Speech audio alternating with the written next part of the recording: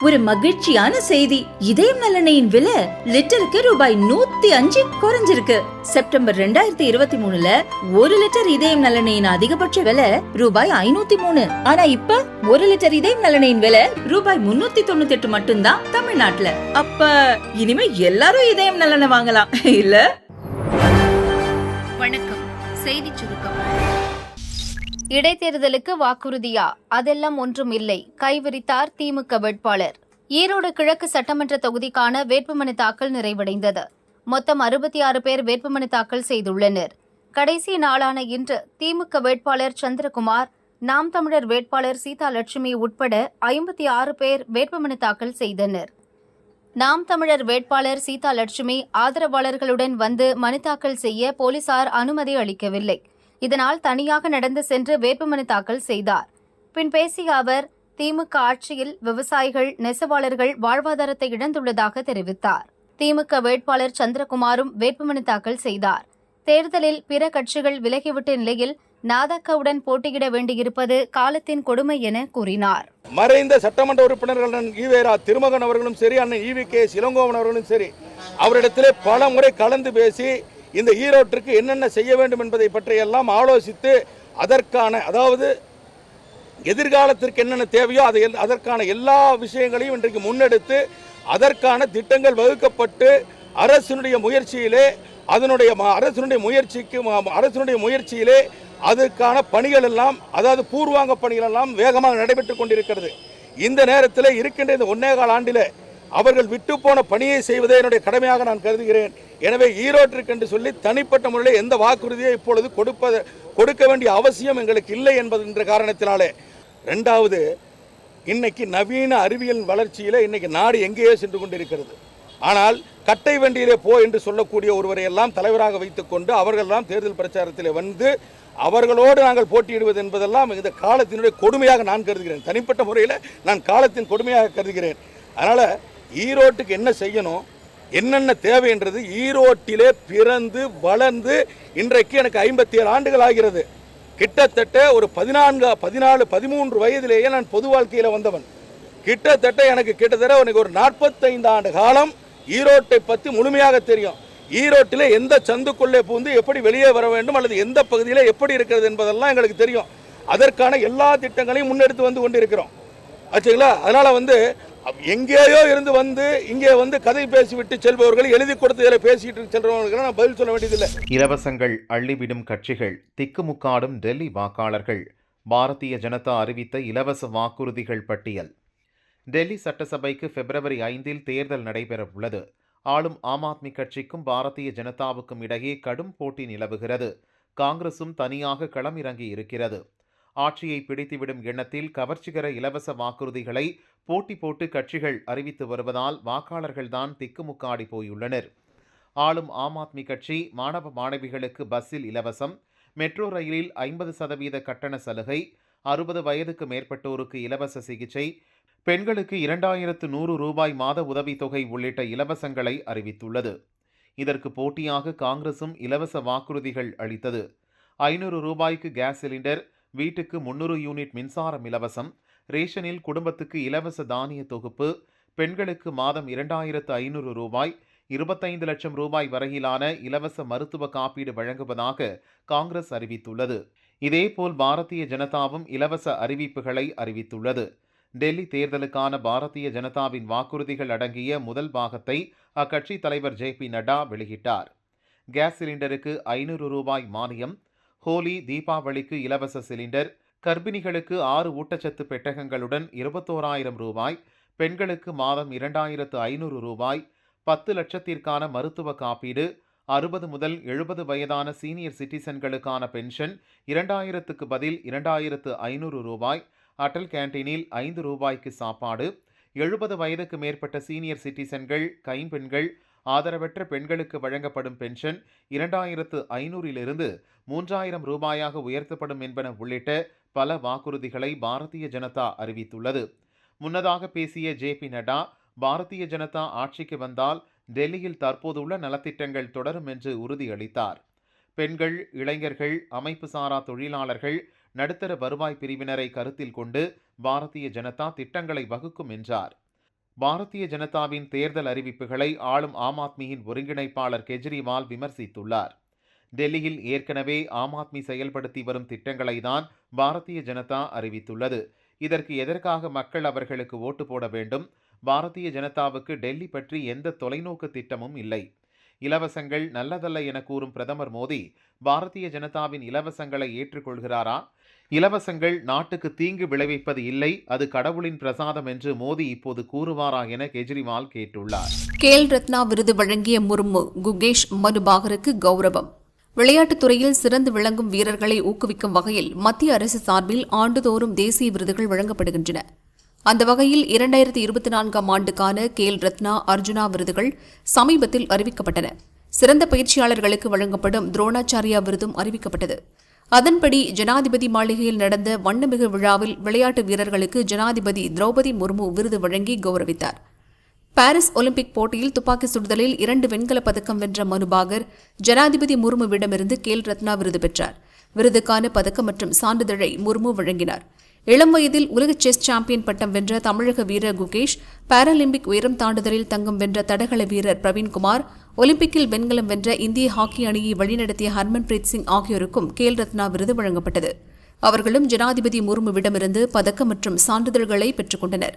அதேபோல் பல்வேறு விளையாட்டுகளில் சிறப்பாக செயல்பட்ட ஜோதி, அன்னுராணி, ஸ்வீட்டி, நீத்து, அபிஷேக், சஞ்சய், ஜர்மன்பிரீத் சிங், சுக்ஜித் சிங், ராகேஷ்குமார் உள்ளிட்ட 32 பேர் அர்ஜுனா விருது பெற்றனர்.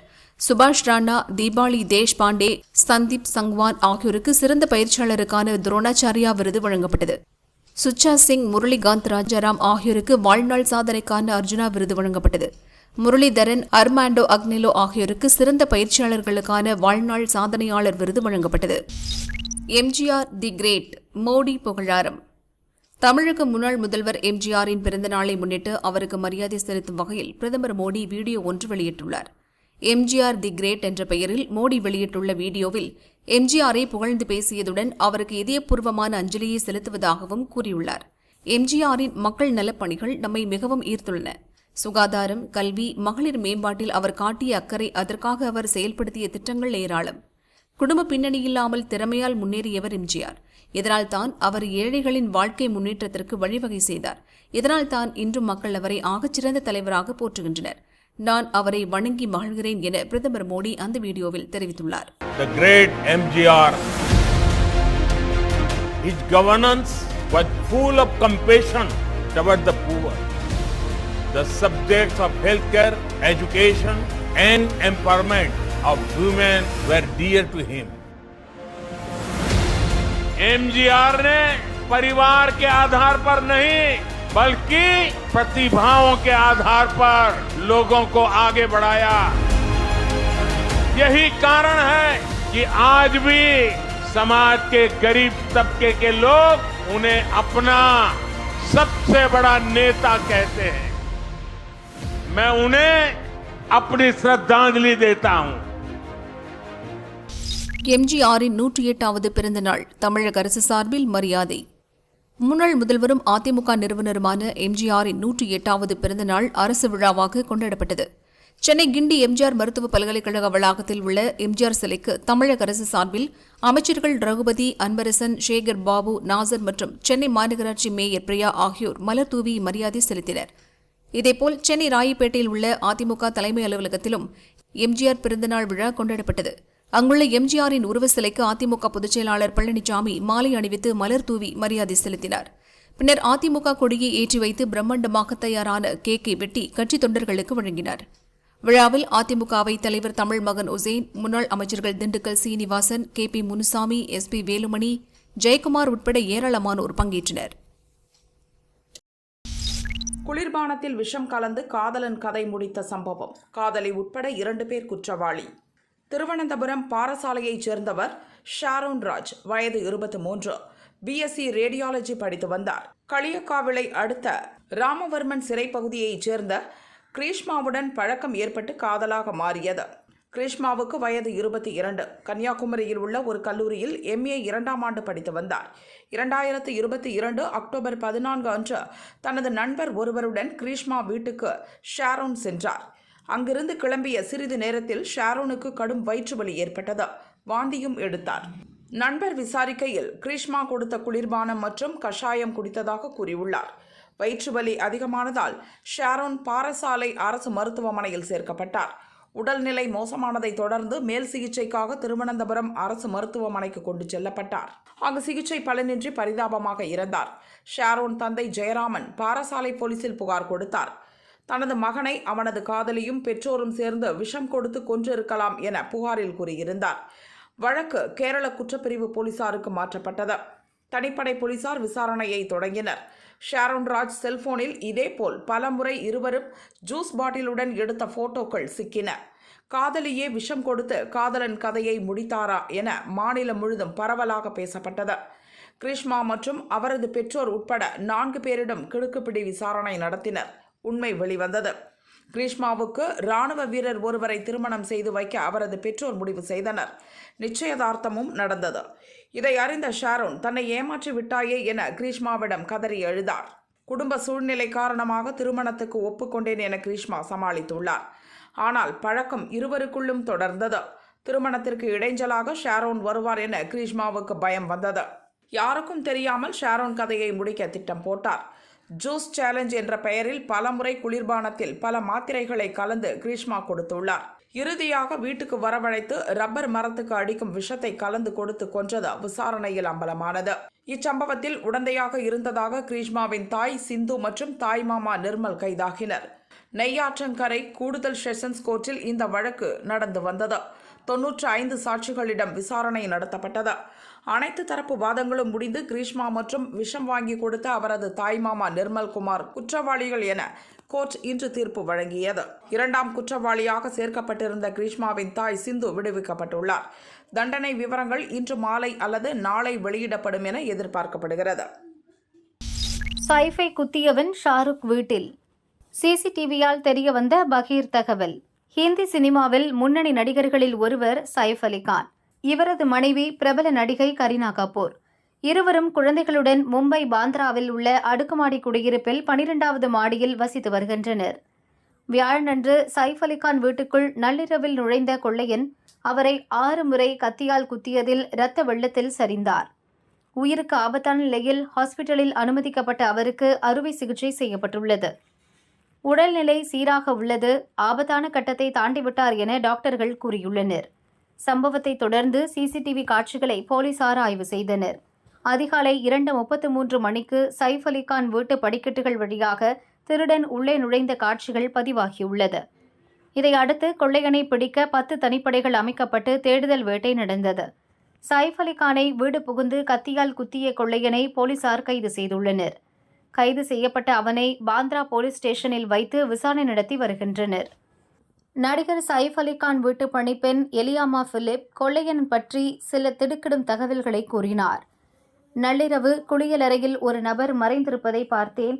யார் என்பதை பார்க்க விரைந்து வந்தேன். அந்த நபர் நடிகர் சைஃப் அலி கான் மகன் ஜெயின் அறைக்குள் வந்தார். நான் சத்தமிட்டதும் என்னை பிளேடால் தாக்கினர். என் மணிக்கட்டில் காயம் ஏற்பட்டது. நான் அவரிடம் என்ன வேண்டும் என்று கேட்டேன். அவர் 1 கோடி ரூபாய் வேண்டும் என்று மிரட்டினார். சத்தம் கேட்டு இன்னொரு பணியாளரும் அங்கு வந்ததால் கொள்ளையன் ஓட்டம் பிடித்தான். அப்போதுதான் தடுக்க எதிரில் வந்த சைஃப் அலி கான் மீது தாக்குதல் நடத்தப்பட்டது என பணிப்பெண் கூறியுள்ளார். இது தொடர்பான காட்சிகள் அங்கிருந்த சிசிடிவியில் பதிவாகியிருந்தது. சைஃப் அலி கான் வீட்டில் புகுந்து அவரை கத்தியால் குத்திய கொள்ளையன் 1 வாரத்திற்கு முன் ஷாருக் கான் வீட்டுக்கு சென்று நோட்டமிட்டது சிசிடிவி காட்சிகளில் இருந்து கண்டறியப்பட்டுள்ளது. இது தொடர்பாகவும் போலீசார் விசாரணை நடத்தி வருகின்றனர்.